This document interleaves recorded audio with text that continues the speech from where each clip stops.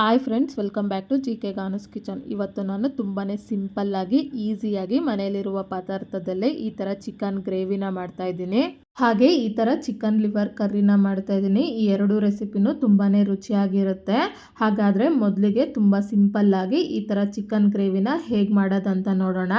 ಈ ಎರಡು ರೆಸಿಪಿನೂ ಬ್ಯಾಚುಲರ್ಸು ಕೂಡ ತುಂಬ ಈಸಿಯಾಗಿ ಮಾಡ್ಕೋಬೋದು. ಹಾಗಾದರೆ ಮೊದಲಿಗೆ ಈ ಚಿಕನ್ ಗ್ರೇವಿನ ಮಾಡೋದಕ್ಕೆ ಈ ಥರ ಒಂದು ಕಡಾಯಿನ ತೊಗೊಂಡಿದ್ದೀನಿ. ಸ್ಟವ್ನ ಆನ್ ಮಾಡಿ 5ರಿಂದ 6 ಟೇಬಲ್ ಸ್ಪೂನ್ ಆಗೋಷ್ಟು ಎಣ್ಣೆನ ಸೇರಿಸ್ತಾ ಇದ್ದೀನಿ. ಎಣ್ಣೆ ಚೆನ್ನಾಗಿ ಕಾದ್ಮೇಲೆ ಈಗ ಇದಕ್ಕೆ ಒಂದು ಮೀಡಿಯಂ ಸೈಜ್ ಇರುವಂಥ ಈರುಳ್ಳಿನ ಸಣ್ಣದಾಗಿ ಕಟ್ ಮಾಡಿ ಅದನ್ನು ಸೇರಿಸ್ತಾ ಇದ್ದೀನಿ. ಹಾಗೆ ಒಂದು ಸ್ವಲ್ಪ ಕರಿಬೇವು, ಇದನ್ನೆಲ್ಲ ಸೇರಿಸಿ ಒಂದು ಸಾರಿ ಮಿಕ್ಸ್ ಮಾಡ್ಕೊತಾ ಇದ್ದೀನಿ. ಈ ಥರ ಮಿಕ್ಸ್ ಮಾಡ್ಕೊತಾ ಈರುಳ್ಳಿ ಎಲ್ಲ ಲೈಟ್ ಗೋಲ್ಡನ್ ಬ್ರೌನ್ ಬರೋ ತನಕ ಫ್ರೈ ಮಾಡ್ಕೋಬೇಕು. ಈರುಳ್ಳಿ ಎಲ್ಲ ಲೈಟ್ ಗೋಲ್ಡನ್ ಬ್ರೌನ್ ಬಂದು ಫ್ರೈ ಆಗ್ತಾ ಇರಲಿ. ಅಷ್ಟರಲ್ಲಿ ಇದಕ್ಕೆ ಮಸಾಲಾನ ರೆಡಿ ಮಾಡ್ಕೊಳ್ಳೋಣ. ಅದಕ್ಕೆ ಈ ಥರ ಒಂದು ಚಿಕ್ಕ ಜಾರ್ನ ತೊಗೊಂಡಿದ್ದೀನಿ. ಅದಕ್ಕೆ 10 ಪೀಸ್ ಆಗೋಷ್ಟು ಬೆಳ್ಳುಳ್ಳಿನ ಸಿಪ್ಪೆ ಬಿಡಿಸಿ ಅದನ್ನು ಸೇರಿಸ್ತಾ ಇದ್ದೀನಿ. ಹಾಗೆ 2 ಪೀಸ್ ಆಗೋಷ್ಟು ಶುಂಠಿ, 3 ಹಸಿಮೆಣಸಿನ್ಕಾಯಿ ಇದನ್ನೆಲ್ಲ ಸೇರಿಸಿ ಈಗ ಇದನ್ನು ತರಿಯಾಗಿ ರುಬ್ಕೋಬೇಕು. ಈಗ ನೋಡಿ, ಇದಕ್ಕೆ ಯಾವುದೇ ನೀರನ್ನು ಸೇರಿಸದೆ ಈ ಥರ ತರಿಯಾಗಿ ರುಬ್ಬಿ ಇಟ್ಕೊಂಡಿದ್ದೀನಿ.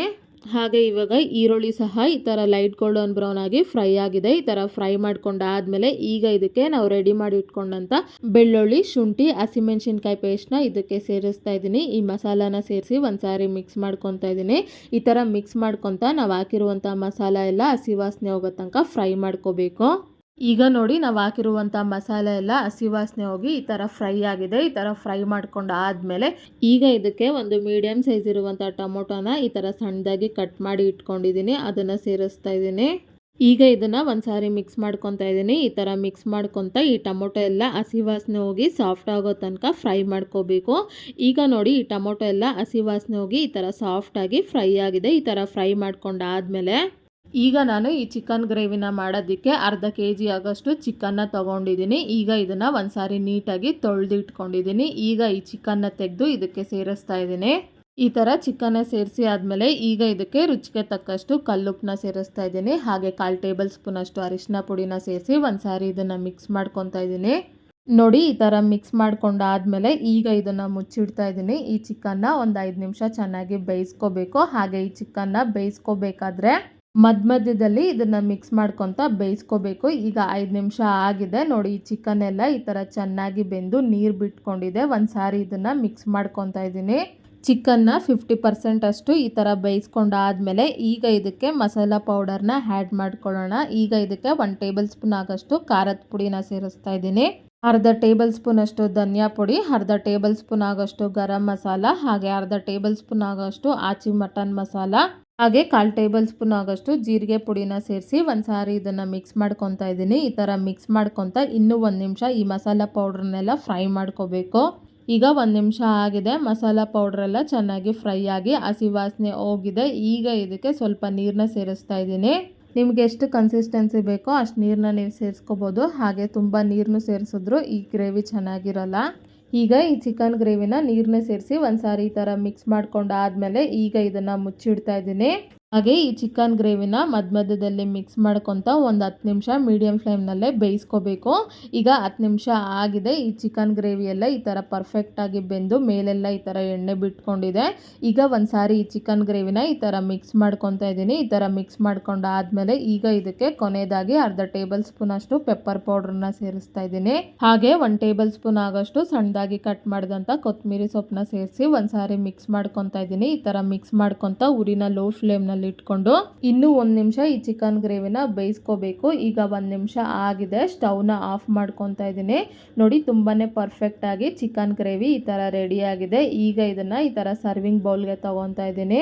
ಹಾಗೆ ಈ ಚಿಕನ್ ಗ್ರೇವಿ ಅನ್ನದ ಜೊತೆಗೆ, ಮುದ್ದೆ ಜೊತೆಗೆ, ಚಪಾತಿ, ಪೂರಿ, ದೋಸೆ ಜೊತೆಗೂ ತುಂಬಾ ಚೆನ್ನಾಗಿರುತ್ತೆ. ಹಾಗೆ ನೋಡಿದ್ರಲ್ಲ ಎಷ್ಟು ಸಿಂಪಲ್ಲಾಗಿ ಈಸಿಯಾಗಿ ಮನೇಲಿರುವ ಪದಾರ್ಥದಲ್ಲೇ ಸ್ಪೈಸಿಯಾಗಿ ಚಿಕನ್ ಗ್ರೇವಿನ ಹೇಗೆ ಮಾಡ್ಬೋದು ಅಂತ. ಬಿಗಿನರ್ಸು ಕೂಡ ಈ ಚಿಕನ್ ಗ್ರೇವಿನ ತುಂಬಾನೇ ಈಸಿಯಾಗಿ ಮಾಡ್ಕೋಬೋದು. ಈಗ ನೆಕ್ಸ್ಟ್ ರೆಸಿಪಿ ಈ ಥರ ಚಿಕನ್ ಲಿವರ್ ಕರ್ರಿನ ಹೇಗೆ ಮಾಡೋದಂತ ನೋಡೋಣ.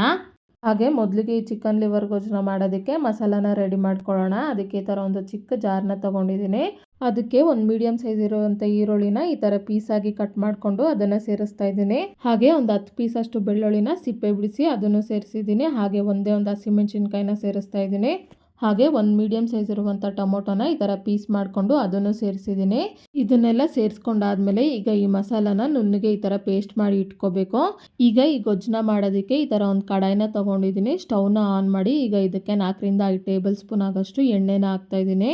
ಎಣ್ಣೆ ಕಾದ್ಮೇಲೆ ಈಗ ಇದಕ್ಕೆ ಸ್ವಲ್ಪ ಕರಿಬೇವನ್ನ ಸೇರಿಸ್ತಾ ಇದ್ದೀನಿ. ಹಾಗೆ ನಾವು ಇದಕ್ಕೆ ಆಲ್ರೆಡಿ ಈ ಥರ ರೆಡಿ ಮಾಡಿ ಇಟ್ಕೊಂಡಂಥ ಮಸಾಲಾನ ಸೇರಿಸ್ತಾ ಇದ್ದೀನಿ. ಈ ಥರ ಮಸಾಲಾನ ಸೇರಿಸಿ ಆದಮೇಲೆ ಈಗ ಇದನ್ನು ಮಿಕ್ಸ್ ಮಾಡ್ಕೊತಾ ಇದ್ದೀನಿ. ಈ ಥರ ಮಿಕ್ಸ್ ಮಾಡ್ಕೊತಾ 2ರಿಂದ 3 ನಿಮಿಷ ಈ ಮಸಾಲಾನ ಫ್ರೈ ಮಾಡ್ಕೋಬೇಕು. ಈ ಮಸಾಲೆ ಎಲ್ಲ ಹಸಿ ವಾಸನೆ ಹೋಗಬೇಕು.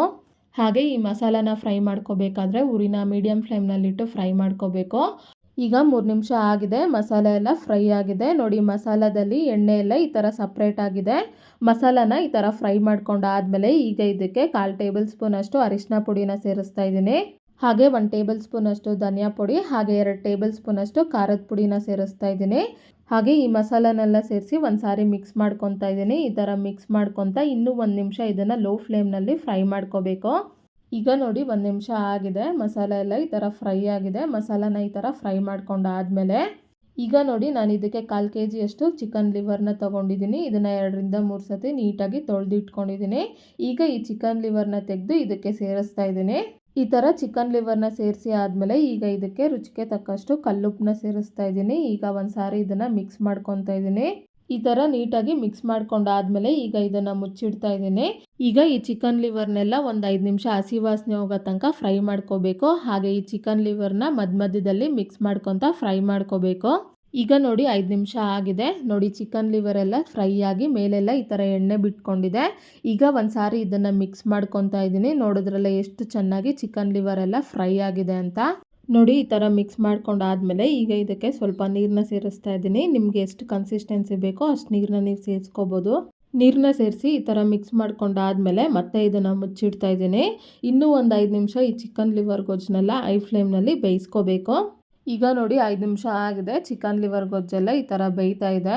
ಈಗ ಒಂದು ಸಾರಿ ಇದನ್ನು ಈ ಥರ ಮಿಕ್ಸ್ ಮಾಡ್ಕೊತಾ ಇದ್ದೀನಿ. ಈ ಥರ ಮಿಕ್ಸ್ ಮಾಡ್ಕೊಂಡಾದ್ಮೇಲೆ ಈಗ ಇದಕ್ಕೆ ಅರ್ಧ ಟೇಬಲ್ ಸ್ಪೂನ್ ಅಷ್ಟು ಗರಂ ಮಸಾಲಾನ ಸೇರಿಸ್ತಾ ಇದ್ದೀನಿ. ಹಾಗೆ ಇದಕ್ಕೆ 20 ಕಾಳಷ್ಟು ಮೆಣಸನ್ನ ಪೌಡ್ರ್ ಮಾಡಿ ಸೇರಿಸ್ತಾ ಇದ್ದೀನಿ. ಹಾಗೆ ಒಂದು ಅರ್ಧ ಹಿಡಿಯಷ್ಟು ಕೊತ್ತಂಬರಿ ಸೊಪ್ಪನ್ನ ಸಣ್ಣದಾಗಿ ಕಟ್ ಮಾಡಿ ಅದನ್ನು ಸೇರಿಸ್ತಾ ಇದ್ದೀನಿ. ಹಾಗೆ ಇದನ್ನೆಲ್ಲ ಸೇರಿಸ್ಕೊಂಡಾದ್ಮೇಲೆ ಈಗ ಒಂದು ಸಾರಿ ಇದನ್ನು ಮಿಕ್ಸ್ ಮಾಡ್ಕೊತಾ ಇದ್ದೀನಿ. ಈ ಥರ ಮಿಕ್ಸ್ ಮಾಡ್ಕೊತಾ ಉರಿನ ಲೋ ಫ್ಲೇಮ್ನಲ್ಲಿ ಇಟ್ಕೊಂಡು ಇನ್ನೂ ಒಂದು 2 ನಿಮಿಷ ಈ ಗೊಜ್ಜನ್ನ ಬೇಯಿಸ್ಕೋಬೇಕು.